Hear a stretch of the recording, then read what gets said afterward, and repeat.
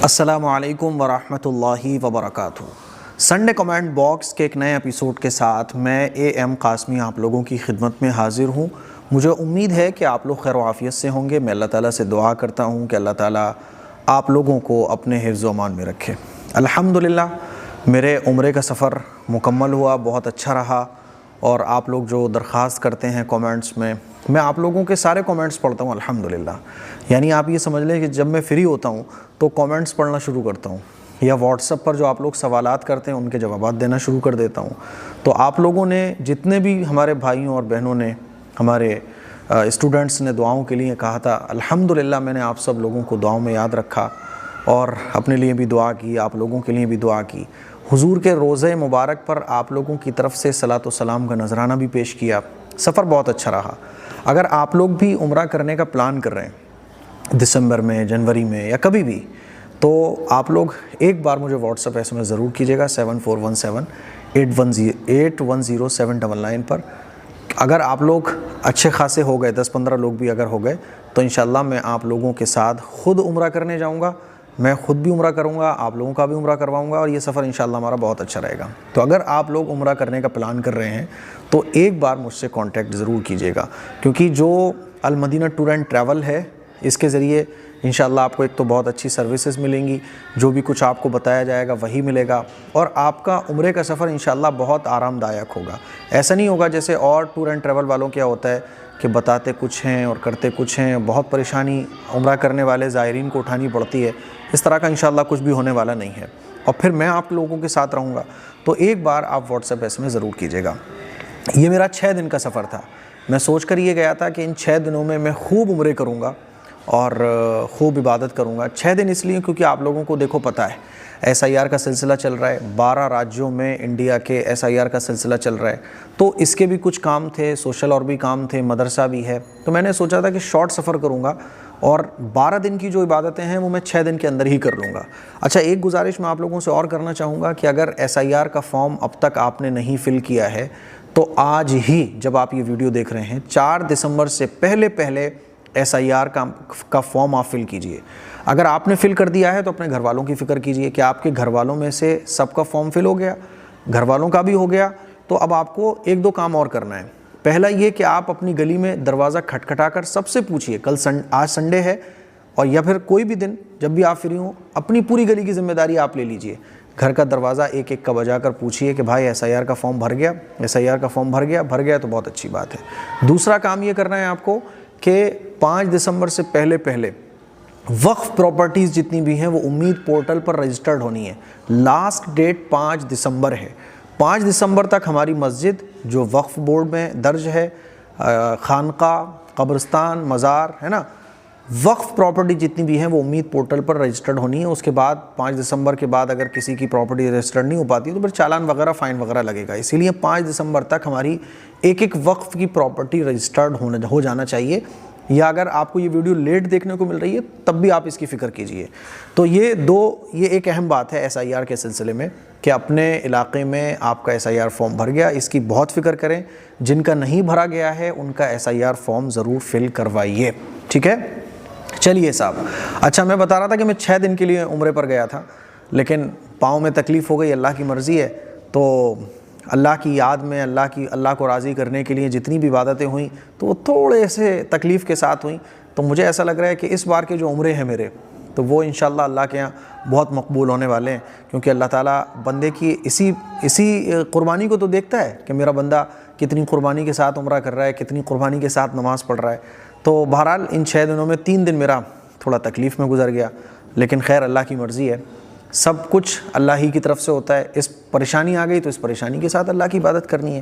تو میرا 6 دن کا سفر اس لیے تھا۔ اچھا، کچھ لوگ یہ بھی سوال کر رہے تھے کہ مفتی صاحب کیا اتنا شارٹ بھی عمرہ کر سکتے ہیں؟ تو بھائی آپ تو 1 دن میں بھی عمرے سے فارغ ہو سکتے ہو۔ آپ جائیے اور 1 دن میں عمرہ کیجئے، اور اس کے بعد 1 دن مدینہ منورہ تشریف لے جائیے، 2 دن میں بھی آپ سفر سے واپسی کر سکتے ہو۔ ایک ہمارے ملنے والے ہیں، فالوور بھی ہیں میرے، تو ان کا پراپرٹی کا کام ہے، بہت بڑا، لکھنؤ میں رہتے ہیں، کہنے لگے مفتی صاحب میں 2 دن کے لیے جاتا ہوں، کیونکہ وہ اتنے کام میں گھرے ہوئے ہیں، وہ 2 دن کے لیے جاتے ہیں۔ عمرہ کیا، مدینہ منورہ گئے، 2 دن رکنے کے، 1 دن آنے کا، 1 دن جانے کا، 4 دن کا ان کا سفر ہوتا ہے بس۔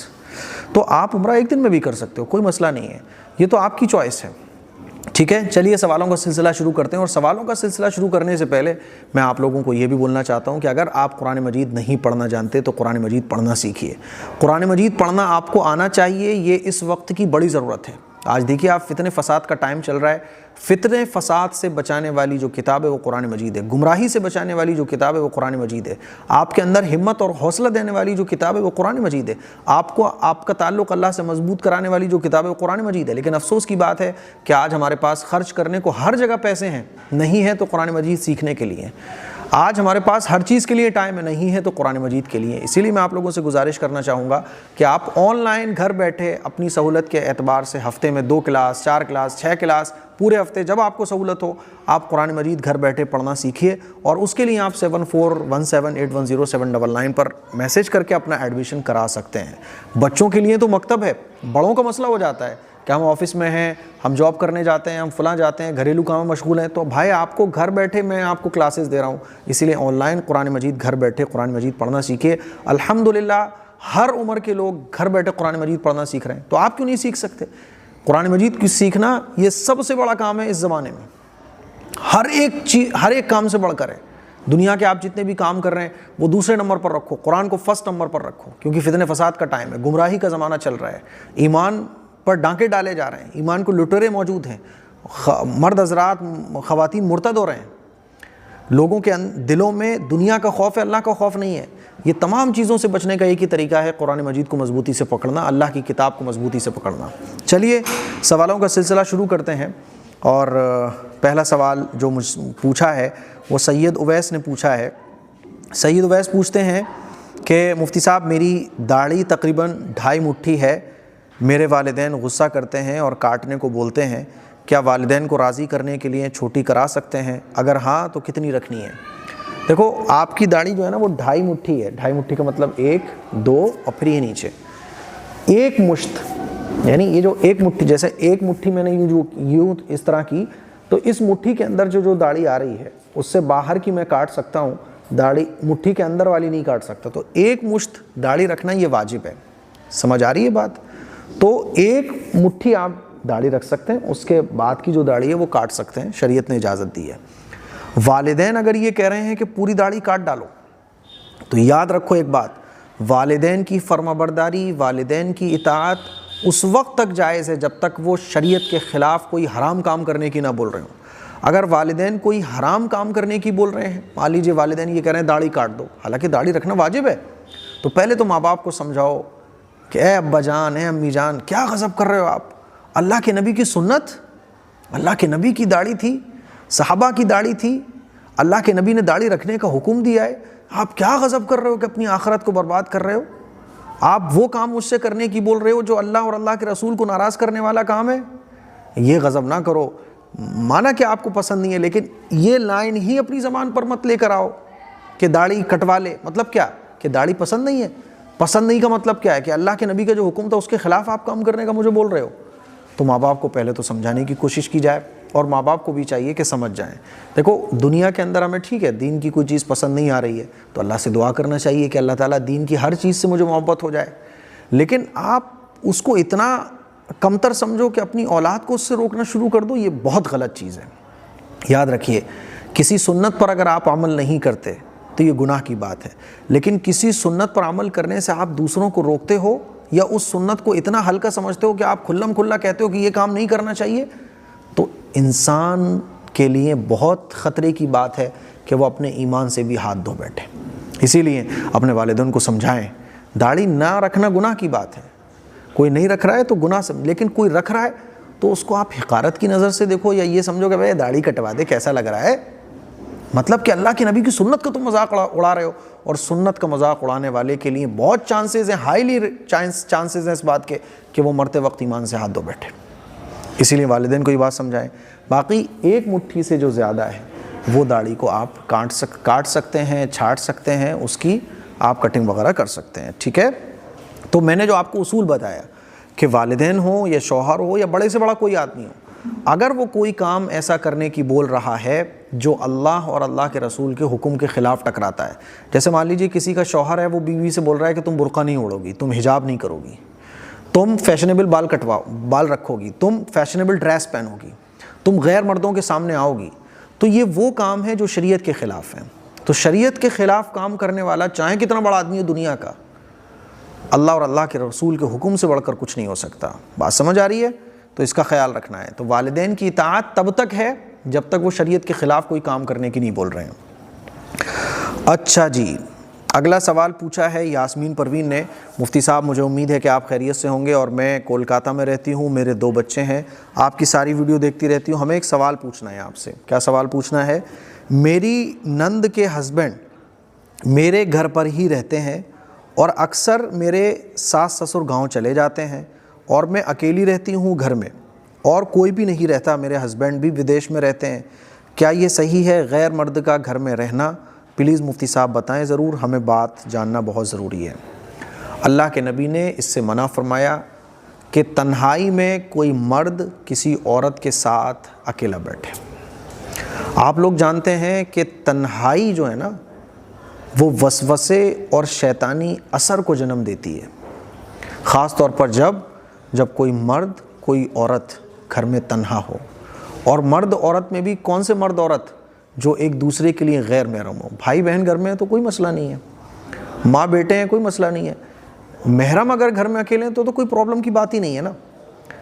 غیر محرم کوئی مرد کوئی عورت اگر ایک جگہ ہیں تنہا اکیلے، تو شیطان ان کو گناہ میں مبتلا کر دے گا، آج نہیں تو کل کر دے گا، کل نہیں تو پرسوں کر دے گا، دل میں وسوسے آئیں گے، شیطانی خیال آئیں گے، اور وہ تب جب ماں باپ بھی گھر میں نہ ہو اور شوہر ودیش میں ہو تو شیطان گناہ میں داخل کر سکتا ہے۔ تو میری عزیز بہن، آپ کہیے، اپنے شوہر سے کہیں یا اپنے گھر والوں سے کہیں کہ آپ لوگ چلے جاتے ہو، میں اکیلے رہتی ہوں، تو یا تو میں آپ کے ساتھ جاؤں گی، یا پھر کوئی خاتون آپ کے ریلیٹیو میں ہو، کوئی اور ہو، وہ آپ کے ساتھ رہیں، اکیلے آپ نہ رہیں۔ پہلے تو دیکھو آدمیوں کو خود اس بات کی فکر کرنا چاہیے۔ معذرت کے ساتھ میں یہ بات بول رہا ہوں، پہلے تو میں یہی کہوں گا کہ آدمیوں کو خود اس بات کی فکر کرنا چاہیے کہ آپ کی بیوی آپ کے پیچھے اگر ہے تو کیسے ہے نا۔ آپ مان لیجیے ودیش میں جاب کر رہے ہو، جتنے بھی لوگ ودیش میں جاب کر رہے ہیں ان کو خود اس بات کی فکر رکھنا چاہیے کہ آپ کے پیچھے آپ کی بیوی کیسے رہ رہی ہے۔ ایسا تو نہیں ہے کہ ساس سسر گاؤں چلے جاتے ہیں تو آپ کی بیوی اکیلے رہتی ہے، وہ اکیلے رہ رہی ہے تو کیسے رہ رہی ہے، اس بات کی فکر آپ کو کرنا چاہیے، ہے نا۔ ہم لوگ اس بات کی فکر ہی نہیں کرتے کہ ہماری بیوی، ہماری بیٹی، ہماری بہن کس کے ساتھ جا رہی ہے، کس کے ساتھ رہ رہی ہے۔ اور دوسرا، اگر شوہر فکر نہیں کر رہا ہے جیسے کہ آپ کو خود فکر ہو رہی ہے، تو آپ گھر والوں سے کہیے کہ اکیلے میں گھر میں معذرت میں نہیں رہ پاتی ہوں اکیلے، اور مجھے اکیلے اچھا بھی نہیں لگتا ہے۔ آپ بولیے یہ بات کہ وہ میرے غیر محرم ہے اور غیر محرم کے ساتھ رہنا یہ مناسب نہیں ہے۔ اگر وہ لوگ سمجھدار ہیں تو آپ ان کو ڈائریکٹ بولیے کہ بھائی اس طرح سے رہنا مناسب نہیں ہے۔ بعض لوگ سمجھدار نہیں ہوتے، گاؤں دیہات کے لوگ ہوتے ہیں تو وہ رائے کو بھی پہاڑ بنا ڈالتے ہیں، تو آپ ان کو پھر کوئی اور سولوشن تلاش کرو، بولو کہ نہیں میں اکیلے نہیں رہ پاؤں گی، آپ یا تو مجھے ساتھ لے کے جاؤ یا پھر یہاں کسی کو چھوڑ کے جاؤ، کوئی خاتون اور ہونا چاہیے رشتہ دار کی جو یہاں رکھ جاؤ، آپ دو چار پانچ دن جتنے دن کے لیے بھی آپ جا رہے ہو یہاں رکھ کے جاؤ۔ تو مناسب اکیلے رہنا یہ بالکل مناسب نہیں ہے، ٹھیک ہے۔ تو یہ تو مسئلہ ہو گیا، میں نے آپ کو بتایا۔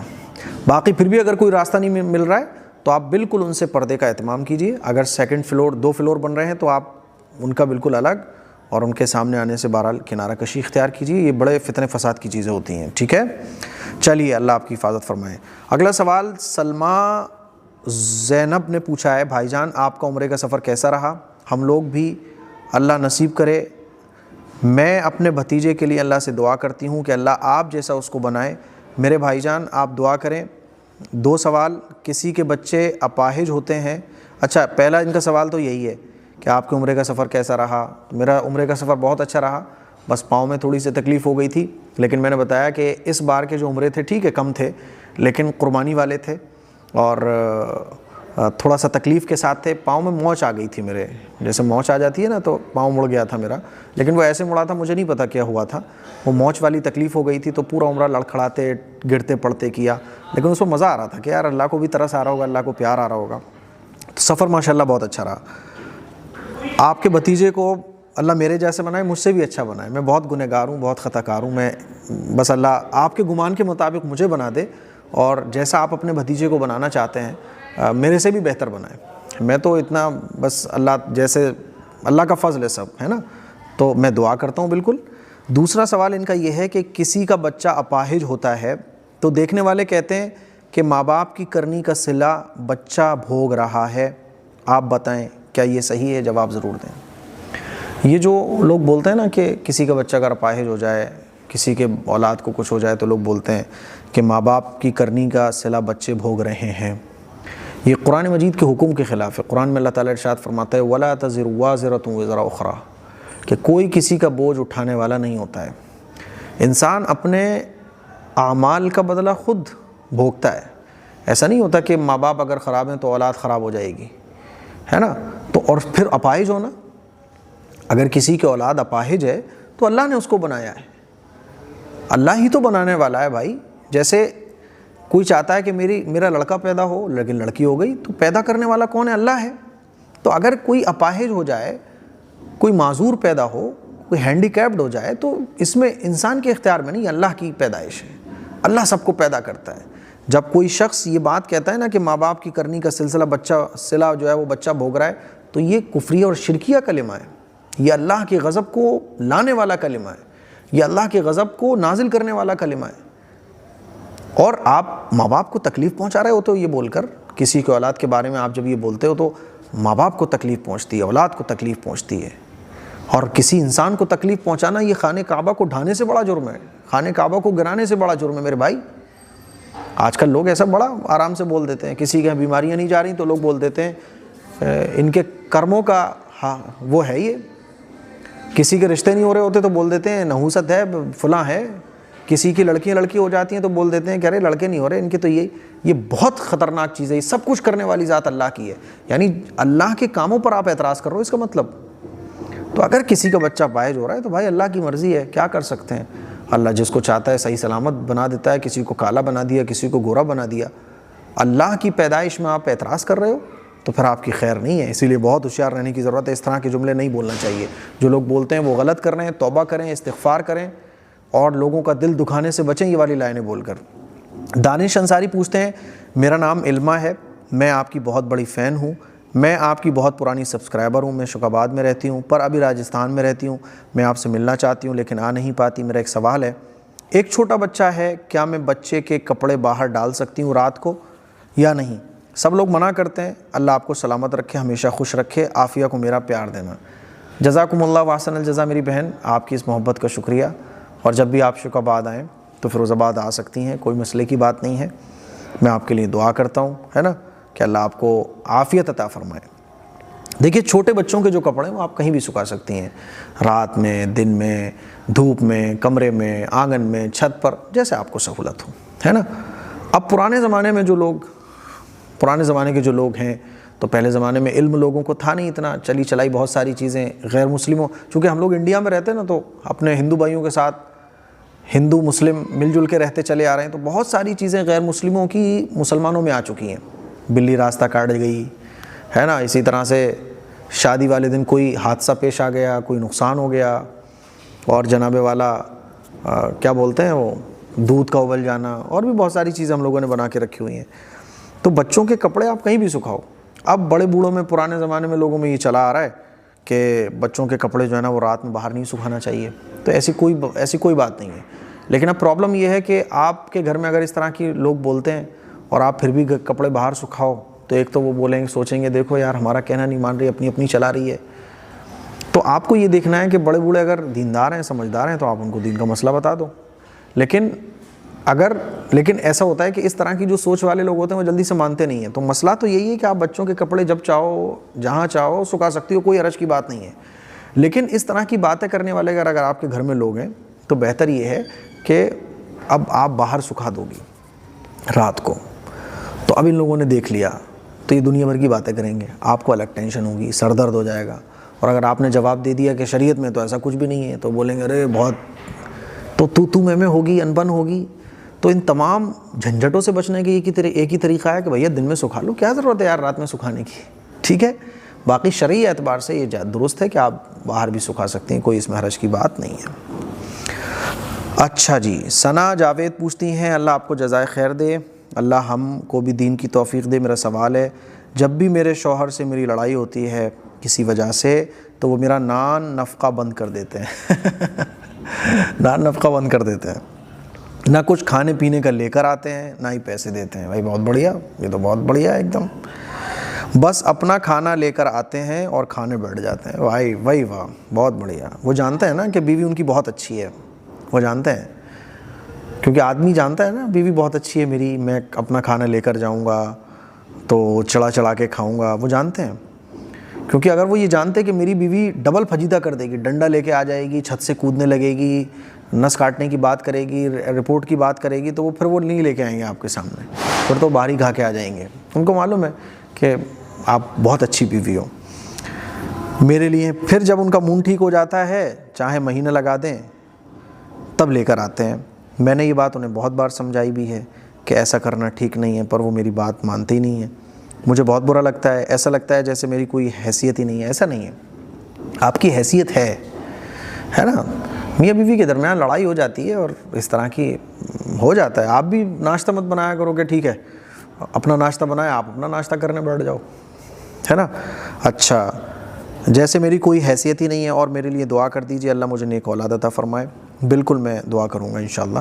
دیکھو، پہلی بات تو یہ کہ آپ بہت اچھی بیوی ہو، اسی لیے وہ آپ کو نان نفقہ بند کر دیتے ہیں اور خود لے کے آ کے آپ کے سامنے کھا رہے ہوتے ہیں، کیونکہ ان کو پتہ ہے کہ آپ بدتمیزی نہیں کرو گی، آپ ان کی امیدیں نہیں توڑو گی. انہیں پتہ ہے کہ آپ اور عورتوں کی طرح حرکتیں نہیں کرو گی. آپ چھت سے نہیں کودنے لگو گی کہ اچھا لو ابھی میں دیکھو چھت سے کود رہی ہوں، ابھی میں سڑک پہ جا کے تمہاری بے عزتی کر رہی ہوں. وہ جانتے ہیں، اسی لیے وہ یہ سب کرتے ہیں. تو پہلی بات تو یہ کہ وہ آپ کی بہت عزت اور قدر کرتے ہیں، بدگمان نہ ہوئیے. دوسری بات میں شوہر سے کہنا چاہوں گا کہ دیکھو، اگر بیوی سے لڑائی ہو جائے تو لڑائی ہونے کے بعد اگر بیوی اپنی غلطی دونوں ایک دوسرے سے ڈسکس کریں. میاں بیوی کے درمیان جب بھی لڑائی ہو جائے تو میاں بیوی ہمیشہ ایک دوسرے سے ڈسکس کریں.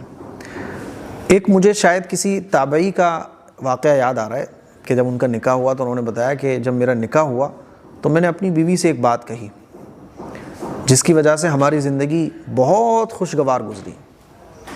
وہ بات کیا تھی کہ ہم دونوں نے ایگریمنٹ کیا شادی کی پہلی رات میں، اور وہ ایگریمنٹ یہ تھا کہ دیکھو، جب غصے میں کچھ کہہ دوں، ہے نا، تو تم مجھ سے ناراض مت ہونا، اور جب میں غصے میں کچھ کہہ دوں تو تم مجھے منا لینا.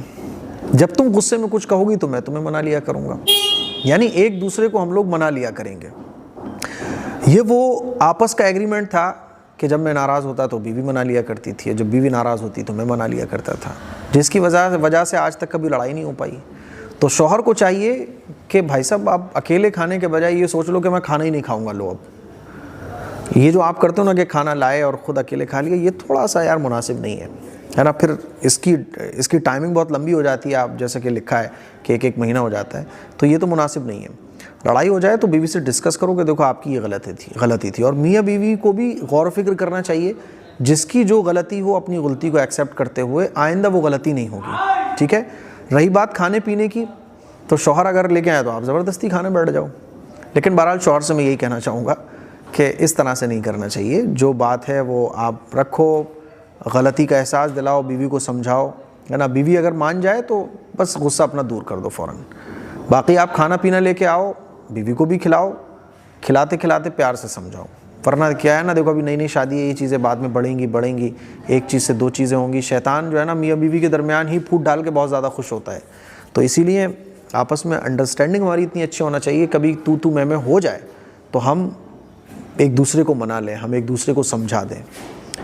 اور اگر کھانا چھوڑنا ہے تو شوہر کھانا چھوڑ دے نا. شوہر کو چاہیے کھانا چھوڑ دو کہ لو آج کے بعد میں کھانا ہی نہیں کھاؤں گا. اب بیوی کھلانے کی کوشش کرے، منانے کی کوشش کرے. تو اپنا کھانا لے کر آتے ہیں، کھانا بیٹھ جاتے ہیں، یہ تھوڑا سا مناسب نہیں ہے. شوہر جناب والا شوہر سے میں کہنا چاہوں گا کہ یہ تھوڑا سا مناسب نہیں ہے. اور موڈ اگر آپ کا ٹھیک نہیں ہے تو ایک دن، 2 دن، 2-3 دن کے بعد موڈ ٹھیک کر لو. بیوی کو چاہیے، دیکھو بیوی کا جب موڈ خراب ہو جائے تو شوہر بیوی کو منا لے، جب شوہر کا موڈ خراب ہو جائے تو بیوی شوہر کو منا لے. بس بات ختم، دیٹس آل. مہینے بھر تک نہیں، ایک دن بھی نہیں کھینچنا چاہیے یہ لڑائی. سمجھ آ رہی ہے بات؟ جب بھی کوئی ناراض ہو دوسرا منا لے، بات ختم. اور اگر غلطی آپ سے ہوئی ہے، ذاتی آپ سے ہوئی ہے، تو فوراً اپنی غلطی کا اعتراف بھی کرنا چاہیے. چلیے، شگفتہ خان پوچھتی ہے مفتی صاحب، اچھا باقی کوئی عمل میں آپ کو بتاؤں تو روزانہ 2 رکعت نماز پڑھ کر اللہ سے دعا کریں کہ اللہ یہ جو پریشانیاں ہیں ہمارے رشتوں کے درمیان اس کو ختم فرما. 2 رکعت نماز پڑھ کر، خاص طور سے صلاۃ الحاجت کی، یعنی اپنے اس کام کے لیے میں یہ 2 رکعت نماز پڑھ رہا ہوں، دو رکعت نماز پڑھ کر بیوی خراب ہے تو شوہر، شوہر خراب ہے تو بیوی، یا آپ کو لگ رہا ہے کہ شوہر میری بات نہیں سمجھتا ہے شوہر خراب ہے، شوہر کو لگ رہا ہے بیوی خراب ہے، کیونکہ یہی ہوتا ہے نا، بیوی شوہر میں دونوں ایک دوسرے کو خراب سمجھ رہے ہوتے ہیں اور اپنی غلطی کی طرف نظر ہی نہیں ہوتی ہے، یہی وجہ ہے کہ وہ ڈسٹینس بڑھتا چلا جاتا ہے۔ تو 2 رکعت نماز روزانہ پڑھ کر اللہ سے دعا کرنے کا معمول بنائیں، کوئی بھی، چاہے وہ شوہر ہو چاہے وہ بیوی ہو، ٹھیک ہے؟ انشاءاللہ اللہ تعالیٰ مسئلوں کو حل کرے گا۔ شگفتہ خان پوچھتی ہیں مفتی صاحب میں آپ کی ویڈیو دل لگا کر دیکھتی ہوں، میرا سوال ہے میرے گھٹنوں میں درد رہتا ہے، کوئی دعا دوا بتائیے، میں بیوہ ہوں، کوئی اولاد نہیں ہے، پریشان ہوں، عمرے میں دعا کرنا، میں نے سب کے لیے دعا کی ہے، آپ کے لیے بھی میں دعا کرتا ہوں اور انشاءاللہ آگے بھی دعا کروں گا۔ دیکھیں آپ السی کے بیج لے لیجئے اور السی کے بیج کو تھوڑا سا کوٹ کر بھون لیجئے اور 1 چمچ صبح 1 چمچ شام کو آپ کھانے کی عادت بنائیے، انشاءاللہ آپ کے گھٹنوں میں جو درد ہے اس میں راحت ملے گی، ٹھیک ہے؟ دعا سورہ فاتحہ 11 مرتبہ پڑھ کر پانی پر، یا جو بھی آپ دوا کھاتی ہوں سورہ فاتحہ 11 مرتبہ پڑھ کر دوا پر بھی دم کریں اور پانی پر بھی دم کریں، انشاءاللہ فائدہ ملے گا، ٹھیک ہے؟ مرتسم خان پوچھتے ہیں مفتی صاحب مجھے نکاح سے سمبندھت سوال پوچھنا ہے۔ واہ واہ۔ لڑکا لڑکی کی شادی ہونے کے بعد جب وہ پہلی رات اپنے کمرے میں ہوتے ہیں تو مہر کے بارے میں کیا ادا کر کے بیوی کو چھونا چاہیے یا کیسے، اس پر ڈیٹیل کر کے ویڈیو بنائیں۔ اچھا، یہ پوچھ رہے ہیں کہ مہر کیسے ادا کریں۔ دیکھو بھائی، مہر نکاح جب آپ کا ہوتا ہے تو نکاح کے ٹائم ہی مہر لکھ جاتا ہے، مان لیجئے 25,000 روپے مہر۔ اب یہ 25,000 روپے کیا ہیں، کیش میں ہیں، نقد دیے جائیں گے یا ادھار رہیں گے، سب لکھا جاتا ہے۔ تو مان لیجئے آپ نے مہر میں لکھوائے 50,000 روپے نقد، ٹھیک ہے؟ اب یہ نقد آپ نے لکھوائے تو اب کیا ہوگا کہ جب آپ بیوی سے ملاقات کریں تو بھیا 50,000 روپے کی گڈی نکالیں اور بیوی کو دے دیں کہ یہ آپ کا مہر۔ اب بیوی بیچاری ڈر جائے گی، سوچے گی کہ ارے پہلی رات میں ہی مجھے میرا مہر واپس کر رہے ہیں، تو ایسا نہ ہو کہ تیرا میرا والا سین ہو جائے کہ اچھا یہ تیرا یہ میرا، تو دلوں میں فرق نہ آ جائے۔ اسی لیے جب شادی ہوتی ہے نئی نئی تو بیچاری دلہنیں بہویں جو ہے نا بڑے ڈر ڈر کے سم کے سب آپ کا سب آپ کا سب آپ کا، اور سب آپ کے چکر میں سب لوگ دباتے رہتے ہیں۔ تو بیوی کو بھی چاہیے کہ اگر شوہر مہر دے رہا ہے تو لے لو، شوہر کو چاہیے کہ مہر دے دے۔ لیکن اگر بیوی کہہ رہی ہے، مان لیجیے انڈرسٹینڈنگ بہت اچھی ہے میاں بیوی کے درمیان، دونوں خاندانوں کے درمیان، تو بیوی کہہ رہی ہے نہیں آپ ہی رکھ لو، کوئی بات نہیں میں لے لوں گی، کیونکہ وہ بیچاری شرما رہی ہوتی ہے، تو آپ اس کو رکھ لو اپنے پاس، ہے نا، یا الماری میں رکھ دو، آپ الماری میں رکھ دو کہ یہ آپ کے ہی ہیں 50,000 روپے، یہ میں نے مہر الماری میں رکھ دیا، آپ جب چاہیں اس میں سے خرچ کر سکتی ہیں، آپ کے ہی ہیں، مہر ہو گیا آپ کا، ہو جائے گا آدھا، ٹھیک ہے؟ کیونکہ ظاہر سی بات ہے آپ بیوی کو دو گے، بیچاری کہاں رکھے گی، وہ لے کے رکھے گی تھوڑی نا، کیونکہ وہ سوچے گی یار میرا شوہر سوچے گا دیکھو پیسے کی کتنی بھوکی ہے۔ تو آپ الماری کا لاک کھولو اور لاکر میں آپ 50,000 روپے رکھ دو کہ آپ کا یہ مہر ہے، لیجیے یہ مہر آپ کا، اور وہ مہر آپ الماری میں رکھ دو۔ وہ بیوی بھی بیچاری کیا کرے گی، وہ جوڑ کر رکھ لے گی، جب کبھی حالی پریشانی بیماری کوئی مصیبت آئے گی وہ پیسہ نکال کے آپ کو دے گی۔ تو یہ تو مہر ادا کرنے کا طریقہ ہے۔ دوسرا یہ کہ زیور مہر میں دیا جاتا ہے، جیسے مان لیجیے آپ کا نکاح ہو رہا ہے تو نکاح میں لکھ دیا جاتا ہے کہ 1 تولہ سونا، اور یہ سونا جو ہے نا دیا جا رہا ہے مہر میں، تو وہ بیوی کے پاس پہنچ جاتا ہے۔ بہرحال آپ بیوی کو بول دیجیے بھائی یہ چیز آپ کی ہے، جیسے سونا اگر آپ نے دیا تو آپ جب بیوی سے ملاقات کرنے جائیں تو وہ سونا نکال کے بیوی کو دے دیں کہ یہ آپ کا مہر ہے، ٹھیک ہے؟ وہ شرمائے یا کچھ نہ بولے، کیونکہ عام طور پہ نئی شادی ہوتی ہے تو شرماہٹ ہوتی ہے، جھجک ہوتی ہے، ہچکچاہٹ ہوتی ہے، تو آپ الماری میں رکھ دیجئے کہ یہ آپ کا مہر ہے، بس ہو گئی، کام ختم، ادا ہو گیا مہر۔ اچھا اگر مہر قرضے کے طور پر ہے یعنی نقد نہیں ہے تو پھر آپ بول دو بیوی کو کہ آپ کا مہر اتنا تھا، میں انشاءاللہ 1 مہینے میں 2 مہینے میں دے دوں گا، ٹھیک ہے؟ تو ہو جاتا ہے بات، کام ختم ہو جائے گا، ٹھیک ہے؟ چلیے، نسرین پروین پوچھتی ہے مفتی صاحب عمرے پر گئے ہیں، پلیز ایڈمن صاحب مفتی صاحب تک ضرور پہنچائیں، میں بہت دنوں سے پریشان ہوں۔ مفتی صاحب آپ نے رشتے کے لیے عمل بتایا ہے، سورہ فرقان کی آیت ربنا حب لنا من ازواجنا کس نماز کے بعد اور کتنی مرتبہ پڑھنا ہے، جبکہ میں روزانہ تہجد کی نماز پڑھتی ہوں؟ یہ جو میں نے بتایا تھا ربنا حب لنا من ازواجنا وذریاتنا قرۃ اعین وجعلنا للمتقین اماما، اس کو آپ جب کوئی بھی نماز، چاہے وہ فرض نماز ہو، چاہے سنت نماز ہو، چاہے نفل نماز ہو، چاہے تہجد کی نماز ہو، آخری رکعت میں جب آپ اتحیات پڑھیں گے، درود شریف پڑھیں گے، ربنا آتنا پڑھیں گے، تو سب سے آخر میں آپ 1 مرتبہ اس کو پڑھ سکتے ہیں، ربنا حب لنا من ازواجنا، 1 مرتبہ یا 2 مرتبہ، 3 مرتبہ بھی پڑھ سکتے ہیں، کوئی حرج کی بات نہیں ہے، ٹھیک ہے؟ تو یہ پڑھنے کا اس کو طریقہ ہے۔ کرشمہ ندف اگلا سوال پوچھتی ہیں کہ جن کپڑوں پر مور ہاتھی کے پکچرز بنے ہوتے ہیں ان کو پہن لینے سے گناہ ہوتا ہے کیا؟ کچھ لوگ بولتے ہیں پہن سکتے ہیں پر بس نماز کے وقت نہیں پہننا چاہیے، صحیح بات آپ بتائیے۔ دیکھیے، جاندار کی تصویر کسی کپڑے پر بنی ہو تو ایسے کپڑے پہننا مکروہ ہے، ایسے کپڑے پہننے سے ہمیں بچنا چاہیے۔ لیکن جاندار کی تصویر جو ایکچول ہو، یعنی پوری کلیئر تصویر اگر بنی ہوئی ہے، باقی کیا ہوتا ہے نا، تھوڑا سا پینٹنگ ٹائپ کا کچھ بنا ہوتا ہے تو وہ ہاتھی تو دکھ رہا ہوتا ہے لیکن ایکچول پورا ہاتھی نہیں ہوتا، یعنی پوری تصویر پرنٹ نہیں ہوتی ہاتھی کی، بس وہ ہوتا ہے نا کڑائی سے یا کسی اور طرح سے وہ ہاتھی بنا ہوتا ہے یا کوئی اور جاندار کی پکچر بنی ہوتی ہے۔ تو بہتر تو یہی ہے کہ آپ نماز پڑھو یا کوئی بھی کپڑا پہن رہے ہو تو اس پہ جاندار کی تصویر نہیں بنی ہونا چاہیے۔ اگر وہ تصویر بالکل کلیئر ہے، یعنی ایک دم سے جو ہاتھی ہوتا ہے، کوئی جاندار ہوتا ہے، اس کی تصویر پرنٹ ہو رہی ہے تو یہ مکروہ ہے۔ اور اگر ایسا ہوتا ہے نا کہ دور سے بس ایک ہاتھی ہے، ہاتھی کا آکار تو بنا ہے لیکن ایکچول میں ہاتھی نہیں ہے وہ، تو پھر ایسی ڈریس پہننا ٹھیک ہے، جائز ہے، لیکن پسندیدہ یہ بھی نہیں ہے، اور نماز بہرحال ہو جائے گی، نماز مکروہ ہوگی اگر پوری تصویر پرنٹ ہے۔ لیکن اگر صرف آکار پرنٹ ہے، یعنی ہاتھی تو ہے وہ لیکن پوری تصویر ہاتھی کی نہیں ہے، ایک آکار ہے، شیپ ہے، جیسے انسان کا اگر شیپ بنا دیا جائے تو پھر کپڑوں میں نماز ہو جائے گی۔ لیکن بہرحال اس طرح کے کپڑے پہننے سے بچنا چاہیے۔ وسوسے، شک، شبہ، وہم جن چیزوں سے پیدا تو ان چیزوں کو ہی چھوڑ دو آپ، ٹھیک ہے۔ نمبر 2، ایسا کون سا گناہ ہے جو حساب کتاب کے دن ہماری نیکیوں کے پہاڑ بھی ہوں تو اس گناہ کی وجہ سے ہماری ساری عبادت نیکیاں بے اثر ہو جائیں گی؟ وہ گناہ ہے دوسروں کے حق مارنا۔ کسی سے آپ نے قرضہ لیا اور قرضہ اس نیت کے ساتھ لیا کہ اس کے پیسے میں واپس نہیں کروں گا، کسی کی زمین مار لیا آپ نے، کسی کا حق مار لیا، تو بندوں کے حق مارنا ہی ایسا گناہ ہوتا ہے کہ انسان کی نیکیاں آخرت میں کام نہیں آئیں گی، تو حق نہیں مارنا چاہیے، یہ وہ بہت خطرناک گناہ ہے۔ بلو ڈیول شارٹ، امید ہے آپ خیریت سے ہوں گے۔ میرا نام محمد سجاد حسین ہے۔ مفتی صاحب، میرا ایک سوال ہے اور امید ہے کہ آپ میرے سوال کا جواب ضرور دیں گے۔ میرا سوال یہ ہے کہ میں ایک گاڑی لینا چاہتا ہوں فائنینس پر اپنی تجارت کے لیے۔ مفتی صاحب، پہلے ہم ڈرائیور کا کام کیا کرتے تھے جو آج نہیں کرتے ہیں کوئی مجبوری کی وجہ سے، اس لیے ہم چاہتے ہیں کہ اپنی گاڑی لے کر چلائیں اور گاڑی لینا ہی ہے ہم کو، تو آپ بتائیں کیسے گاڑی لیں؟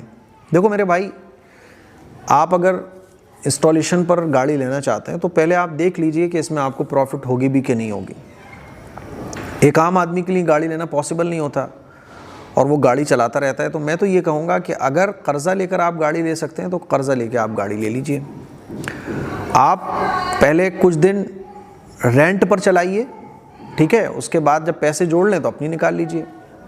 بہرحال ای ایم آئی پر آپ انسٹالمنٹ پر گاڑی لینے سے بچیے جتنا ہو سکے، لیکن آپ کو لگ رہا ہے کہ اس کے علاوہ راستہ ہی نہیں ہے تو پھر مجبوری کے درجے میں آپ لے سکتے ہیں۔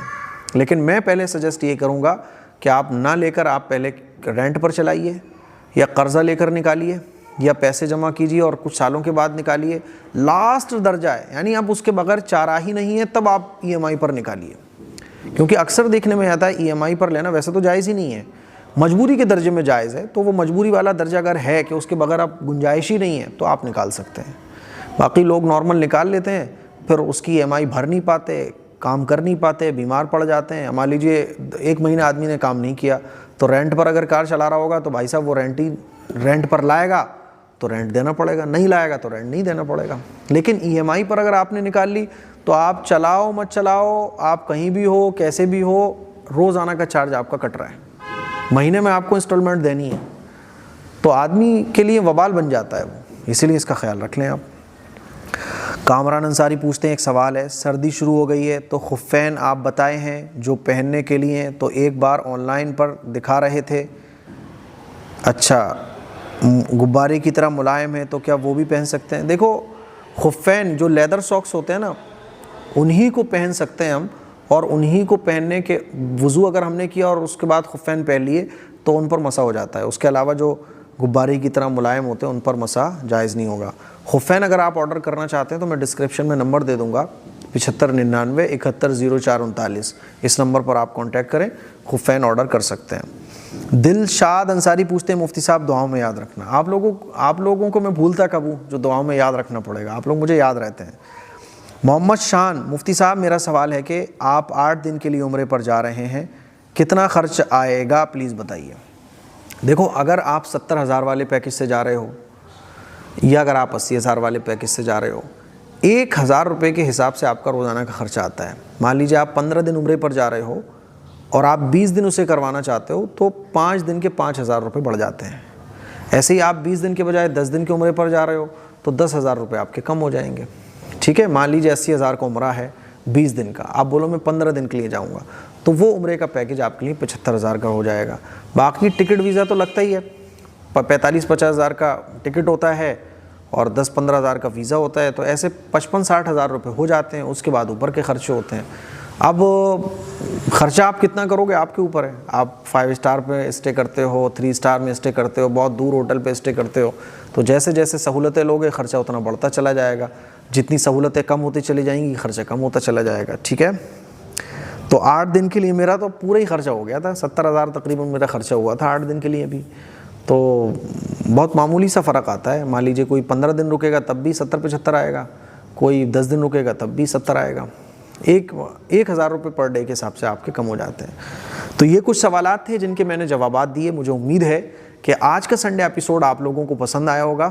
اس کلپ کو شیئر کریں، دوسروں تک پہنچائیں، اور اگلے سنڈے ایپیسوڈ کے لیے اپنے سوال کامنٹ باکس میں جا کے ضرور کامنٹ کریں۔ السلام علیکم ورحمۃ اللہ وبرکاتہ۔